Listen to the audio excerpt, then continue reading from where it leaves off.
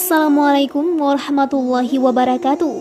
Sahabat kepoin Islam yang beriman, Rasulullah memiliki sejumlah istri, anak-anak, dan juga para sahabat yang memiliki peran-peran khusus. Lantas siapa sajakah mereka? Simak kisah selengkapnya hanya di sini. Sebelum lanjut, jangan lupa like, komen, dan subscribe, dan aktifkan lonceng notifikasinya untuk mendapatkan info dan video terbaru dari channel YouTube Kepoin Islam. Sebelumnya telah disebutkan paman-paman dan bibi Nabi SAW saat menyebutkan nasab-nasab beliau yang suci. Adapun anak-anak beliau seluruhnya, yang putra maupun yang putri, semuanya berasal dari Khadijah binti Khuwailid, kecuali Ibrahim yang berasal dari Maryah Al-Qibtiyah. Mereka adalah sebagai berikut. Yang pertama ada Al-Qasim. Dari nama inilah diambil kunyah Rasulullah atau Abul Qasim. Ia adalah anak beliau yang paling sulung. Kemudian lahirlah Zainab, Ruqayyah, baru Ummu Kulthum dan Fatimah. Setelah menjadi nabi, beliau dikaruniai Abdullah, disebut juga At-Thayyib dan At-Tahir karena dilahirkan dalam Islam. Ada yang berpendapat bahwa At-Tahir ini bukan At-Thayyib. Pendapat itu dibenarkan oleh sebagian ulama. Sesudah itu, Nabi dikaruniai Ibrahim dari Maryah. Ia dilahirkan di Madinah pada tahun 8 Hijriah. Ibrahim meninggal pada usia 1 tahun 10 bulan. Oleh sebab itu, Nabi bersabda akan ada wanita yang menyusuinya di surga. Semua anak Rasulullah meninggal sebelum beliau wafat kecuali Fatimah yang meninggal dunia beberapa saat sesudah beliau wafat. Ada berpendapat 6 bulan setelah beliau wafat menurut riwayat yang masyhur. Ada juga riwayat yang mengatakan 8 bulan sesudah beliau wafat. Dalam riwayat lain disebutkan setelah 70 hari, 75 hari, dan 3 bulan. Ada riwayat lain lagi yang mengatakan 100 hari. Ada juga yang menyebutkan selain itu. Yang mensolatkan jenazah Fatimah adalah Ali. Ada riwayat lain yang menyebutkan Abu Bakar, namun riwayat ini aneh. Ada pula riwayat yang menyebutkan bahwa Fatimah sudah mandi sesaat sebelum meninggal dunia. Oleh sebab itu, ia berpesan agar tidak usah dimandikan lagi setelah meninggal. Riwayat ini pun aneh sekali. Diriwayatkan bahwasanya orang-orang yang memandikan Fatimah adalah Ali, Al-Abbas, dan Asma binti Ummais, istri Abu Bakar As-Siddiq, serta Salma Ummu Rafi, yakni bidan yang membantu kelahiran Fatimah. Demikianlah riwayat yang sahih. Terkait istri-istri Rasulullah, wanita pertama yang dinikahi Rasulullah SAW adalah Khadijah binti Khuwailid. Ia adalah wanita yang meneguhkan hati beliau saat diangkat menjadi Rasul. Ia juga wanita yang pertama kali beriman kepada beliau menurut pendapat yang sahih. Ada juga pendapat yang menyatakan bahwa orang yang pertama kali beriman adalah Abu Bakar, namun pendapat ini ganjil. Selama Khadijah masih hidup, Rasulullah tidak pernah menikah dengan wanita lain dikarenakan kemuliaan dan kehormatannya di sisi beliau. Terdapat perbedaan pendapat di kalangan ulama siapa yang lebih utama, Khadijah atau Aisyah. Kebanyakan ulama menguatkan pendapat bahwa Khadijah lebih utama. Khadijah meninggal dunia sebelum Nabi berhijrah. Tidak lama kemudian, Rasulullah menikahi Saudah binti Zam'ah Al-Quraisyiyah Al-Amiriyah setelah kematian Khadijah di Mekkah dan sempat tinggal serumah di sana. Tatkala usia Saudah sudah lanjut, Rasulullah ingin menceraikannya. Akan tetapi, Saudah mengajak berdamai dengan memberikan giliran malamnya kepada Aisyah. Ada riwayat bahwa Saudahlah yang menyampaikan penawaran itu kepada Rasulullah. Maka beliau memberikan giliran tersebut kepada Aisyah. Berkaitan dengan masalah tersebut, Allah menurunkan firman-Nya, dan jika seorang wanita khawatir akan nusyuz atau sikap tidak acuh dari suaminya. Quran Surah An-Nisa ayat 128. Saudah meninggal dunia pada akhir-akhir masa kekhalifahan Amirul Mukminin Umar bin Khattab. Ada riwayat menyebutkan bahwa Nabi sudah menikahi Aisyah sebelum menikahi Saudah. Akan tetapi, Rasulullah baru berkumpul dengan Aisyah pada bulan Syawal tahun 2 Hijriah. Rasulullah belum pernah menikahi perawan selain Aisyah. Tidak pernah pula turun wahyu saat beliau sedang berada dalam satu selimut dengan salah seorang dari istrinya, melainkan dengan Aisyah. Rasulullah juga tidak pernah mencintai wanita lain seperti beliau mencintai Aisyah. Bahkan, Aisyah memiliki banyak kelebihan dan keistimewaan yang disebutkan dalam Al-Quran dan As-Sunnah. Belum pernah ditemukan di kalangan umat ini seorang wanita yang mencapai kedudukan ilmu seperti yang dimiliki Aisyah. Aisyah meninggal dunia pada tahun 57 Hijriah. Namun, ada yang mengatakan tahun 58 Hijriah. Kemudian, Rasulullah menikahi Hafsah binti Umar bin Al-Khattab pada tahun 3 Hijriah. Rasulullah pernah menceraikan Hafsah, tetapi kemudian beliau rujuk kembali dengannya. Hafsah meninggal dunia pada tahun 41 Hijriah. Ada juga riwayat yang menyatakan tahun 50 Hijriah. Bahkan, ada riwayat yang menyebutkan tahun 45 Hijriah. Kemudian Rasulullah menikahi Ummu Salamah yang nama aslinya adalah Hindun binti Umayyah. Abu Umayyah sendiri nama aslinya adalah Huzaifah. Namun ada juga yang menyebutkan Sahal bin Al-Mughirah bin Abdullah bin Umar bin Makhzum Al-Quraisyiyah. Pernikahan itu berlangsung setelah suami Ummu Salamah meninggal, yakni Abu Salamah, Abdullah bin Abdul Asad bin Hilal bin Abdullah bin Umar bin Makhzum sepulangnya ia dari perang Badar. Rasulullah melamarnya sesudah masa iddahnya berlalu. Itu berarti pernikahan tersebut terjadi pada awal tahun 3 Hijriah. Yang menjadi wali pada akad pernikahan Ummu Salamah adalah anaknya yang bernama Umar. Sebagaimana diriwayatkan oleh An-Nasa'i melalui jalur Hammad bin Salamah dari Thabit Al-Bunani, dari Ibnu Umar bin Abi Salamah, dari ayahnya, dari Ummu Salamah. Ibnu Katsir telah membuat sebuah kitab kecil dalam masalah ini. Beliau menjelaskan bahwasanya Umar yang dimaksud dalam hadis ini adalah Umar bin Al-Khattab, sebab Umarlah yang melamar Ummu Salamah untuk Rasulullah.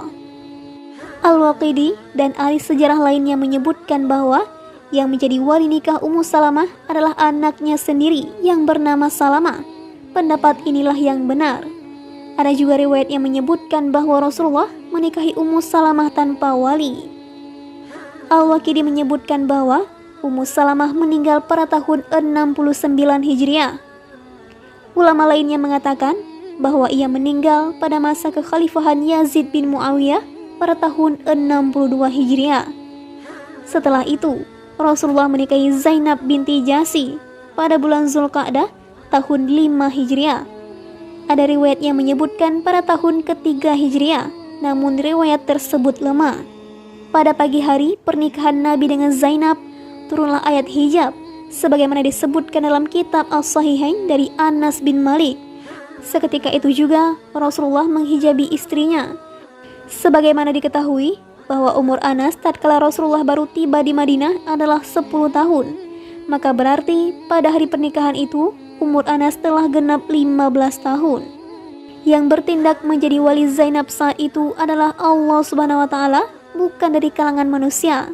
Allah Subhanahu wa taala berfirman, "Maka tatkala Zaid telah mengakhiri keperluan terhadap istrinya atau menceraikannya, kami kawinkan kamu dengan dia."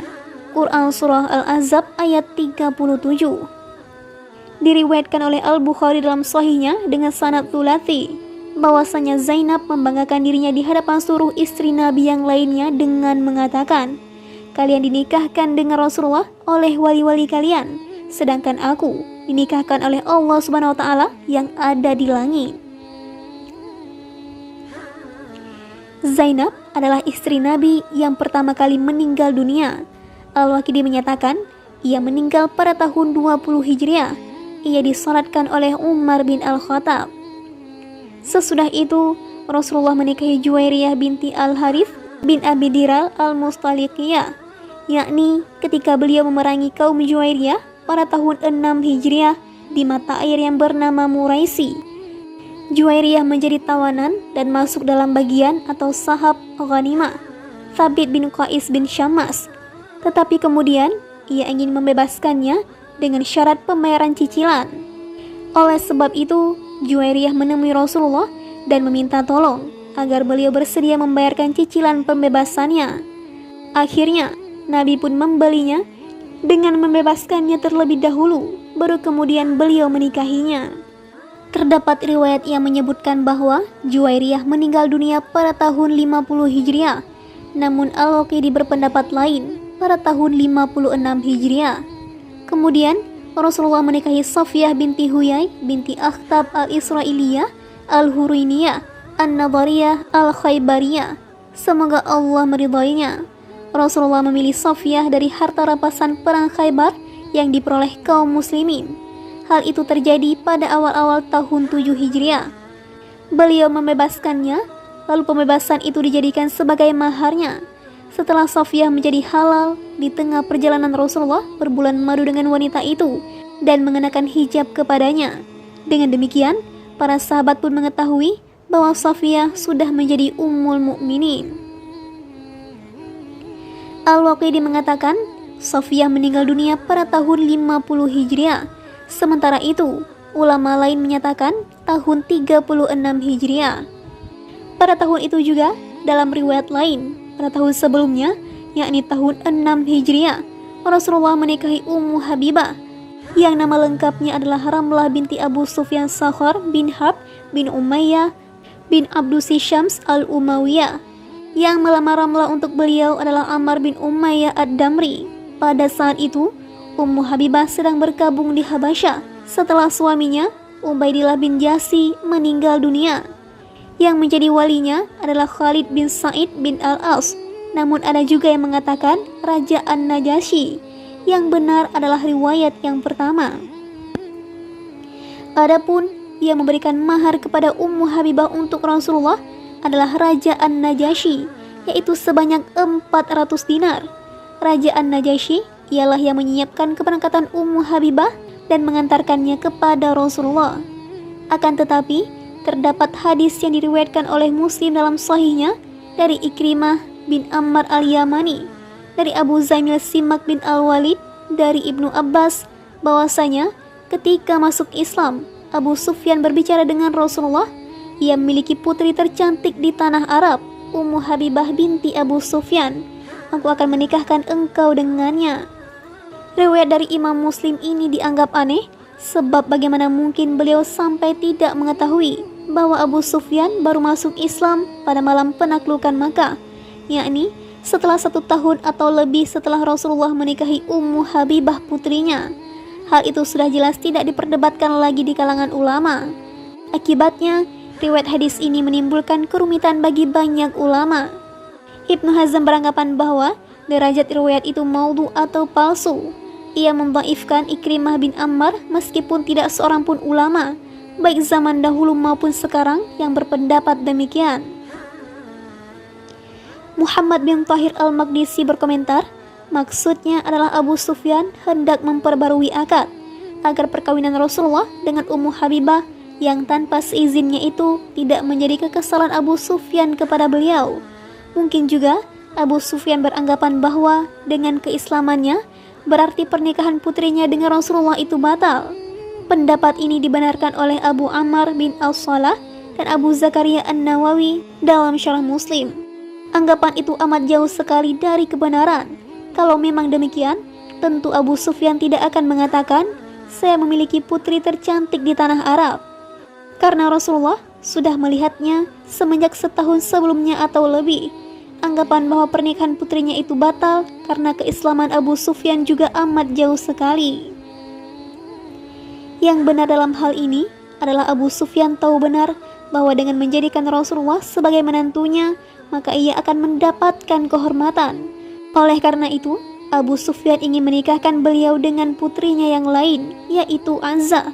Abu Sufyan meminta tolong kepada saudari Azzah, yaitu Ummu Habibah, sebagaimana diriwayatkan dalam kitab Al-Sahihain. Dari Ummu Habibah, ia berkata, "Wahai Rasulullah, nikahilah saudariku, putri Abu Sufyan." Rasulullah bertanya, "Apakah engkau menyukai hal itu?" Ummu Habibah menjawab, "Ya." Di tempat lain, Muslim dalam sahihnya meriwayatkan bahwa Ummu Habibah berkata, "Wahai Rasulullah, nikahilah saudariku, Azzah binti Abu Sufyan." Dengan demikian, hadis sebelumnya sahih. Berarti memang terjadi kesalahpahaman dari sebagian perawi saat Abu Sufyan mengatakan, saya memiliki putri tercantik di tanah Arab. Mereka beranggapan bahwa putrinya yang dimaksud adalah Ummu Habibah, padahal sebenarnya Azza. Perawi tersebut tidak dapat membedakannya. Mungkin juga tatkala salah seorang perawi menyebutkan yakni putrinya, perawi lain yang mendengarnya menganggap yang dimaksud adalah Ummu Habibah karena ketidaktahuannya terhadap putri Abu Sufyan lainnya. Kekeliruan seperti ini banyak contohnya dalam riwayat yang lain. Ibnu Katsir telah merangkumnya dalam sebuah karya khusus berkaitan dengan hadis ini. Segala puji bagi Allah dan segala karunia hanya miliknya. Ummu Habibah meninggal dunia pada tahun 44 Hijriah berdasarkan riwayat dari Abu Ubaid. Sementara itu, Abu Bakar bin Abi Qaitamah berpendapat tahun 59 Hijriah, setahun sebelum kematian Muawiyah, saudara Ummu Habibah. Pada tahun yang sama, tepatnya pada bulan Zulqa'dah, Rasulullah menikahi Maimunah binti Al-Harith Al-Hilaliyah. Para ulama berbeda pendapat apakah saat menikahinya Rasulullah sudah berihram atau belum. Diriwayatkan oleh kedua penulis kitab As-Sahih dari Ibnu Abbas bahwasanya saat itu Rasulullah sedang berihram. Ada yang berpendapat bahwa hal itu termasuk kekhususan Rasulullah. Berdasarkan riwayat Muslim dari Utsman, Rasulullah bersabda, orang yang sedang berihram tidak boleh menikah, tidak boleh menikahkan atau menjadi wali, dan tidak boleh melamar. Abu Hanifah lebih berpatokan kepada pendapat pertama, sehingga ia menafsirkan hadis Utsman bahwa larangan itu menunjukkan makruh saja. Bahkan ada pendapat yang menyatakan hukumnya adalah mubah, sebagaimana diriwayatkan oleh Muslim dari Maimunah. Ia bercerita bahwa Rasulullah menikahinya saat sudah bertahalul, juga berhubungan intim dengannya setelah bertahalul. Mayoritas ulama lebih mendahulukan hadis ini daripada pendapat Ibnu Abbas, karena Maimunah adalah orang yang terlibat langsung dalam kisahnya. Sudah tentu dialah yang lebih mengetahui kebenarannya. Demikian pula Abu Rafi, dia memberitahukan hal yang sama sebagaimana diriwayatkan oleh At-Tirmidzi darinya. Abu Rafi adalah perantara yang menghubungkan Rasulullah dengan Maimunah. Hadis Ibnu Abbas terdahulu telah ditanggapi dengan berbagai jawaban, namun bukan di sini tempat untuk menjelaskannya. Maimunah meninggal dunia di Sarif, tempat Rasulullah pertama kali berbulan madu dengannya setelah pulang dari Umratul Qadha. Maimunah meninggal dunia pada tahun 51 Hijriah, namun terdapat pendapat lain yang menyebutkan pada tahun 53 Hijriah dan tahun 66 Hijriah. Ia disolatkan oleh keponakannya Abdullah bin Abbas. Kesembilan wanita itu adalah istri-istri Rasulullah setelah Khadijah, sebagaimana tercantum dalam kitab As-Sahihain, dan bahwasanya Rasulullah wafat sebelum mereka. Pada sebuah riwayat dalam kitab As-Sahih disebutkan bahwa beliau wafat dengan meninggalkan 11 istri, namun riwayat pertama lebih sahih. Qatadah bin Di'amah meriwayatkan bahwa Rasulullah pernah menikahi 15 orang wanita, lalu yang sempat beliau campuri sebanyak 13 istri. Yang sempat hidup bersama dengan beliau adalah 11 orang, dan saat wafatnya beliau hanya meninggalkan 9 orang istri. Al-Hafiz Abu Abdillah Muhammad bin Abdul Wahid Al-Maqsidi meriwayatkan hadis yang sama dengan itu dari Anas dalam kitabnya Al-Mukhtarah. Riwayat inilah yang masyhur. Ibnu Katsir sendiri langsung membaca karya-karya para ulama mutakhirin dari kalangan mazhab Maliki atau yang lainnya dalam kitab An-Nikah. Mereka menyebutkan bahwa jumlah keseluruhan istri yang sudah pernah dicampuri oleh Rasulullah. Mereka menyebutkan bahwa jumlah keseluruhan istri yang sudah pernah dicampuri oleh Rasulullah dan yang belum sekitar 20 wanita.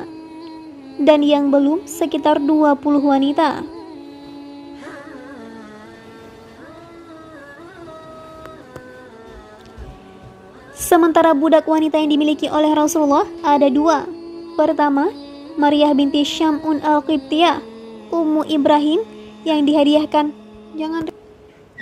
Jangan buka tuh ribut. Ummu Ibrahim yang dihadiahkan oleh Al-Muqawqis, penguasa Iskandaria dan Mesir kepada beliau bersama saudarinya Syirian. Terdapat pula seorang laki-laki yang sudah dikebiri bernama Ma'bur, serta seekor biogal bernama Duldul. Beliau memberikan Syirian kepada Hasan bin Thabit yang kemudian darinya Abdurrahman lahir. Maryah meninggal pada bulan Muharram tahun ke-16 Hijriah. Ketika itu Umar bin Al-Khattab mengumpulkan kaum muslimin untuk mensolatkan jenazahnya. Beliau langsung yang mensolatkan dan memakamkannya di Al-Baqi. Semoga Allah meridhoinya. Adapun budak wanita beliau yang kedua adalah Raihanah binti Amar, tetapi ada yang mengatakan Raihanah binti Zaid. Rasulullah memilihnya dari para tawanan Bani Quraiza dan tetap menjadikannya sebagai budak wanita beliau. Meskipun demikian, ada riwayat yang menyebutkan bahwa akhirnya beliau menikahinya. Terdapat pula riwayat yang mengatakan bahwa beliau menjadikannya sebagai budak wanitanya, namun kemudian membebaskannya sehingga ia pun kembali kepada keluarganya. Sebagian ulama mutaakhirin menyebutkan bahwa Rasulullah juga pernah mengambil 2 budak wanita lainnya. Terkait budak-budak Rasulullah, kami akan menyebutkan nama budak-budak Rasulullah secara berurutan sesuai dengan urutan abjad Arab. Semoga Allah meridhai mereka.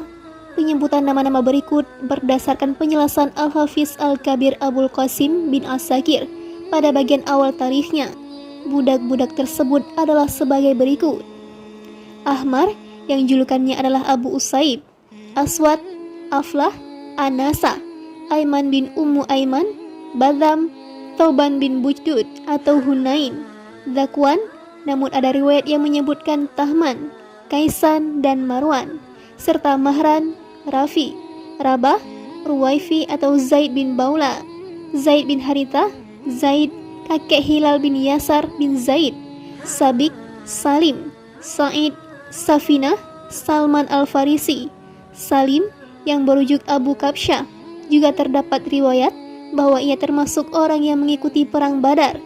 Sari Syakran, Dumairah bin Abi Dumairah, Ubaidillah bin Aslam, Ubaid dan Ubaid lain yang berujuk Abu Sofia, Fudalah Al-Yamani, Qasir, Kirkirah atau Karkarah, Ma'bur Al-Qibti, Mid'am, Maimun, Nafi, Nubai, Hurmus, Hisham, Waqid, Wardan, Yasar atau Naubi, Abu Uthailah, Abu Bakrah, Abul Hamra, dan Abu Rafi yang nama aslinya Aslam, tetapi dalam riwayat lain disebutkan Abu Ubaid. Merekalah yang disebutkan oleh Abu Zakaria An-Nawawi pada awal kitabnya Tahzibul Asma wal Lughat. Hanya saja Ibnu Katsir menyusunnya berdasarkan abjad Arab agar mudah diketahui. Adapun budak-budak perempuan Rasulullah adalah sebagai berikut: Umayyah, Barakah atau Ummu Aiman, yakni ibunya Usama bin Zaid; Khadrah, Radwa, Raihanah, Salma atau Ummu Rafi, yaitu istri Abu Rafi; Syirin dan saudarinya, Maryah atau Ummu Ibrahim; Maimunah binti Sa'ad, Ummu Dumairah, dan Ummu Ayyasi. Abu Zakaria menyebutkan Rasulullah tidak memiliki mereka atau budak-budak tersebut sekaligus dalam satu waktu, melainkan dalam waktu yang berbeda. Terkait pelayan-pelayan Rasulullah, banyak di antara sahabat yang mengabdi sebagai pelayan Nabi, seperti Abdullah bin Mas'ud yang berkhidmat mengurus sandal beliau. Apabila Rasulullah bangkit, ia menyiapkannya untuk beliau. Demikian pula sebaliknya, apabila beliau duduk, ia meletakkan kedua sandal itu pada kedua lengannya hingga beliau bangkit. Al-Mughirah bin Syu'bah berkhidmat dalam memayungi kepala beliau dari sengatan sinar matahari. Sementara itu, Uqbah bin Amir menjadi pengurus biogal beliau. Ia senantiasa menuntun biogal Rasulullah dalam setiap perjalanan beliau. Begitu juga yang dilakukan oleh Anas bin Malik, Rabi'ah bin Ka'ab, Bilal, dan Zumikhbar, yakni keponakan Raja An-Najasyi, Raja Habasyah. Namun ada riwayat yang menyebutkan ia anak dari saudara perempuan An-Najasyi, serta para sahabat yang lainnya. Di antara para sahabat yang bertugas mencatat wahyu adalah Abu Bakar, Umar, Utsman, Ali, Az-Zubair, Ubay bin Ka'ab, Zaid bin Thabit, Muawiyah bin Abi Sufyan, Muhammad bin Maslamah, Al-Arqam bin Abil Arqam, Abban bin Sa'id bin Al-As, serta saudaranya Khalid, Thabit bin Qais, Hanzalah bin Ar-Rabi Al-Usaid, yang seorang juru tulis, Khalid bin Al-Walid, Abdullah bin Al-Arqam, Abdullah bin Zaid bin Abdurrabbihi, Al-Alaq bin Utbah, Al-Mughirah bin Syu'bah, dan Syurahbil bin Hasanah. Nama-nama itu juga disebutkan oleh Al-Hafiz Abul Qasim dalam kitabnya secara detail. Bahkan, beliau menerangkan biografi mereka, kecuali Syurahbil bin Hasanah.